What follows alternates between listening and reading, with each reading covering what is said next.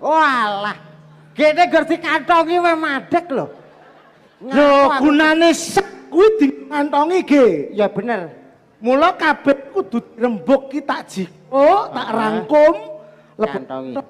Bleng. Mandek. Madeg. Walah, ngerti ngono le mau-mau. Nah, coba. Lho, coba Mas. Yo alah. Lho kosek. Ora mungkin muni. Lah sebabe? Oh, jek tak kantongi. Walah. Ya. Wong iki jek tak kantongi kok arep joget. Ndang tokno. Oh, siap. Tokne. Walah mau ning ndi ya oke. Oh, kene iki. Wah iya. Dentung.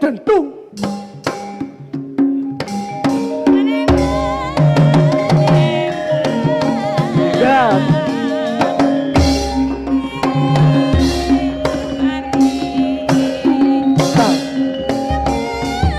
Yo, mari kita.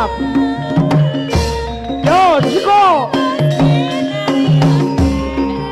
Dentung.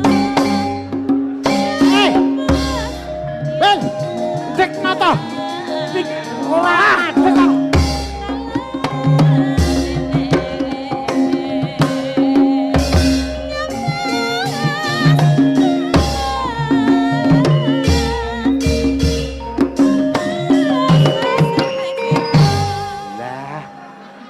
Aman. Kok kowe iso ora nganti Tak kantongi balik neh deke. mbok kantongi? Kene. Balene tak kantongi rene. Lah bolong. Oh lah bolong, sak bolong ya jebol banu. Ya siap atau kene? Rasa mbok tokne wis. Lah ngopo? Gah wis. Tokne karepmu ra karepmu. Wong kowe iki. Wah, aku arepe bakali. Wah, surjan nek kantongane lho kok iso dikantongi opo Lho ki jenenge ajaib kok. ajaib untumu lho. Jenenge ajaib yo ngene iki. Apa arek irama kok dikantongi terus mandeg. Kowe padune akal-akalan kowe kerja sama karo tukang kendang kowe. Lho, sing jenenge ngisor karo dhuwur kuwi kerja sama. Kerja sama. Nek dhuwur obah, Ngisor kudu obah. kudu obah. Nah.